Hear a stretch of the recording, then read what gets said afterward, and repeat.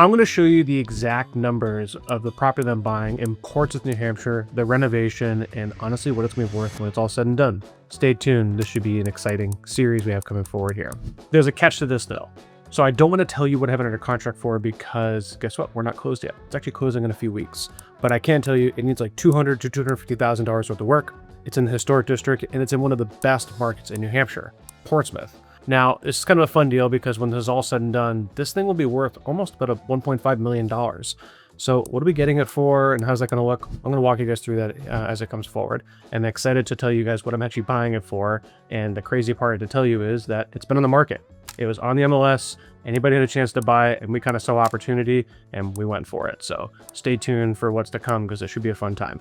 I'm going to walk you through every step of the process from, I'll talk about acquisition when we close, what it looked like, how the process started, to doing a scope of work, to then the actual project itself. And then hopefully in the back end in like a handful of months, come the spring of 2027, we're going to sell this piece. So I hope you guys have to kind of stay around for this project because it's not all what the HGTV show you. It's actually, it's a lot of hard work. It's a bunch of team collaborative effort. So I'm excited to bring that to this whole community because it should be a fun project for us. Before we dive into the project, you probably should ask yourself, why are you buying this? Well, this is a multifamily in probably one of the best markets in the state of New Hampshire, which is Portsmouth. It's a historic old town in the state of New Hampshire. And the reality is that this is an excellent market that, to be honest, most people think they can't afford. But we can afford this one. It's actually quite affordable at the end of the day if you're considering the New Hampshire Seacoast market. We're buying this for under really the median assessed value for what's in the New Hampshire market within the Portsmouth region. It's a historic area. It's, the city has a lot of eyes on this because it's kind of like the gateway into the city. And so this is a project we care a lot about because it's going to help improve the local community. So one thing I want to bring up is that this building is in the historic district. Now, some people would hear that and their skin crawls, or some people don't even know what that means. Basically it means there's special guidelines that we have to follow. So the city of Portsmouth specifically has certain exterior guidelines that we have to make sure we follow, such as like how the chimneys look or what the siding has to look like, the roof line, etc. There's certain things they want to kind of control because they're trying to keep the authenticity that is the city. And we have to comply, which to be honest, most investors don't like because it realistically makes things more expensive. But that's what we kind of budgeted for this project. We knew this was going to happen. We've been in very close contact with the local historic professionals in the city town hall.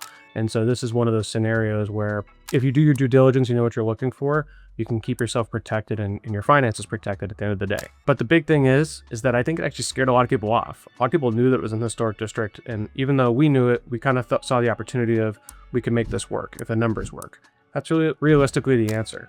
As long as your numbers work, regardless of if it's an historic district or not, the numbers have to work. And if they do, you should just go forward with the project, whatever it is. The reason this project is really exciting is because, to be frank, it's in a grade A market. And so it's a multifamily. And the first part of the strategy that we're going to look at is, okay, we have a multifamily in Portsmouth.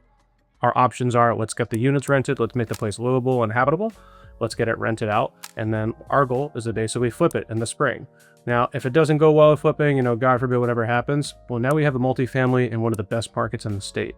So it's a nice backup plan that we have to go forward. And that's kind of what I'm always thinking about anytime we look at a project is, we got plan A, well, what's plan B as well? So here's what's crazy. Let's walk through the numbers for a second. This was on the market for $1.2 million. I toured it, talked to the agents, heard what the seller's pain points are, non-paying tenant situation, 2 units are vacant. It was kind of a weird layout. The building is historic. It definitely needs like over $200,000 worth of work. And so what's crazy is it's listed for 1.2 million. I offered them really a much lower offer and we settled at $1,000, which is bananas. And so what's cool is, if you think about it, is that like a lot of people would be afraid to make that offer because it was such a big delta, but I always give an offer for a number that works for me. And this happened to work for the seller. We kind of came to agreement. Now the building, let's say it needs $250,000 worth of work. Now, if you couldn't tell, there's a big bridge between, the 1.2 and that 250. Well, it's actually assessed for a little bit over 1.2 million. And the ARV on this building, and this is a 4-unit in Portsmouth. Okay. The ARV is between 1.4 and 1.5 million. Cha-ching. There's quite a bit of money there to be made if you're going to flip it. Maybe you want to keep it as a long-term rental hold, but the flip is kind of the ideal ratio that we're looking for.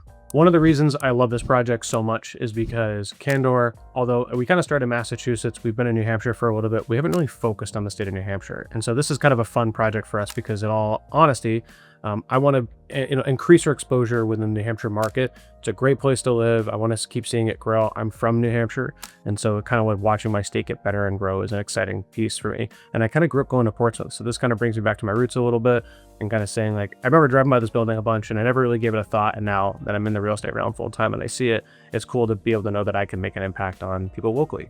Now, one thing I want to address here is that, for people watching, this isn't just for professional investors. This was on the market. Anybody could have bought this, but we happen to just see the opportunity and go for it. Now, sure, there might be a financial barrier or knowledge barrier, but that's where we're here. At Candor, we're here to help 1 million people reach financial independence. And so a deal like this could change your family's trajectory forever. So it's important to know that like, I'm doing this, I'm showing you guys what I'm doing, but like, I want you to do it too. I want to show others that like this knowledge isn't, taboo and forbidden. Like we're here to openly share what's going on. So stay tuned for this. It should be a lot of fun to kind of walk through this project over the next few weeks and honestly months.